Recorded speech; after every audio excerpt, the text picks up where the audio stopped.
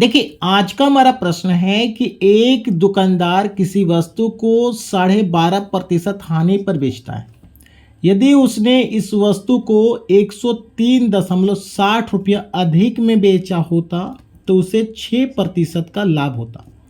तो वस्तु का क्रय मूल्य क्या है पूछ रहा है।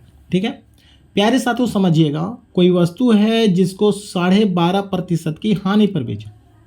अगर वह उसे घर में बैठ के सोचता कि मैं 103 रुपया 60 पैसे अधिक में बेचा होता, जितना मैं पहले बेच रहा था उससे इतना अधिक में बेचा होता, तो मुझे 6% का लाभ होता। तो वस्तु का क्रय मूल्य क्या होगा पूछ रहा है। तो देखो प्यारे साथियों, वस्तु का क्रय मूल्य अपने आप में होता है 100%। कोई भी वस्तु हो जिसका क्रय मूल्य अपने आप में होता है 100%। इसी 100% का वैल्यू आपका पूछा है, इसी 100% का वैल्यू आपको निकालना है। ठीक है, ऐसे प्रश्न को एकदम आसान तरीका से मैं समझा रहा हूँ। हानि पर बेचा तो यहाँ पर रखिएगा माइनस, कितने खान हुआ 12.5% का। ठीक है, लाभ पर बेचेगा तो 6 का प्लस का 6%। ठीक है, अब देखो यहाँ पर जब हानि से अगर लाभ पर जाएगा, हानि से अगर लाभ पे जा रहा है तो कितने का वृद्धि करेगा, प्रतिशत में कितने का वृद्धि हुआ, तो माइनस से प्लस जा रहा है। ठीक है, तो ये दोनों जुटेगा, ये दोनों क्या होगा जुटेगा। तो 12.5 और 6 18.5 का पर। ठीक है, इस दोनों का जो बीच का अंतर है, ये दोनों का जो बीच का अंतर वो कितना है 18.5% का। और रुपया के अनुसार इस दोनों का बीच का अंतर कितना है 103.60 रुपया, ये है ना। तो अब देखो ये भी अंतर आपका है इस दोनों का प्रतिशत में, ये भी अंतर है आपका रुपया के अनुसार। तो मैं तुलना करूँगा, रुपया वाला ऊपर में रखिएगा, प्रतिशत आपका नीचे रखिएगा, और गुना करना है आपको, क्या निकालना है 100%, इसलिए गुना कर देना है 100 से। यहाँ पे हमारा क्रय मूल्य निकल जाएगा। क्या किए हैं 12.5% की हानि पर अब जब बेचेगा और इतना का ज़्यादा बढ़ाएंगे तो 6% का लाभ होगा।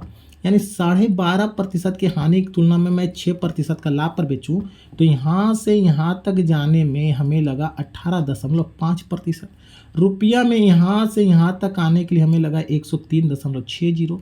ये भी, ये दोनों अंतर दोनों सेम है तो ये दोनों आपस में बराबर होगा, इसलिए मैं तुलना कर दिया। ठीक है, और गुने आपको क्रय मूल्य निकालना 100% से गुना करना है। अब यहाँ से मैं इसको सॉल्व किया जाए तो ये पॉइंट हटाओ, यहाँ से 2 शून्य हट गया, ये पॉइंट हटाओ, यहाँ से आपका 10 हो गया। ठीक है, अब मैं इसको काटूँ तो मैं 5 से काटूँ, 5 दिया 15, 3 बचेगा, 3 5 35, तो ये हो गया 37, और ये 5 से काटा 2 हो गया। ठीक है, अब मैं ये 37 से ये काट दूँ मैं इसको, तो ये आपका 280 मरतबे में कट गया, तो बच्चा हमारा कितना 280 गुने 2 कीजिएगा तो 560 रुपया। तो मेरा क्रय मूल्य कितना निकल के आएगा 560 रुपया, जो आपका ऑप्शन डी में है। क्लियर है, उम्मीद करते हैं आपको यह मेथड समझ में आई है। प्यारे साथियों एस लिखे कमेंट बॉक्स में। ठीक है, चलिए इसी टाइप का एक प्रश्न और देखते हैं ताकि आपको और भी क्लियर से समझ में आ जाए। चलिए इस प्रश्न को देखो कितना आसान है। क्या लिखा है प्रश्न में, यदि किसी वस्तु को 5% हानि की अपेक्षा 5% लाभ पर बेचा होता, मतलब 5% जहां हानि बेच रहे थे वहां पे मैं 5% हानि पर ना बेच के 5% लाभ पर बेचा होता तो मुझे 67.20 रुपया अधिक मिला होता। तो क्रय मूल्य क्या होगा पूछ रहा। अभी मैं बताया हूँ क्रय मूल्य अपने आप में होता है 100%, इसी 100 का वैल्यू निकालना है। ठीक है, 5% हानि तो माइनस का 5% का लाभ तो प्लस का 5। ठीक है, अब इस दोनों का बीच का गैप देखा जाए यहाँ से यहाँ तक आने के लिए तो 5 5 10, कितने का गैप होगा 10% का। माइनस और प्लस रहेगा जब भी तो जोड़ देना है। ठीक है, और रुपया के अनुसार गैप देखा जाए तो 67.20 बोला था। ठीक है, मैं तुलना करूँगा 67.20 का 10 से करूँगा और गुना कर देना है 100, यही मेरा क्या निकलेगा क्रय मूल्य निकलेगा। इसको जब सॉल्व करेंगे ये पॉइंट से आपका ये 2 शून्य कट गया, ये पॉइंट से आपका ये पॉइंट कट गया, यहाँ से निकला 672 रुपया। 672 रुपया हमारा आंसर हो गया इस प्रश्न का, जो आपका ऑप्शन ए में है।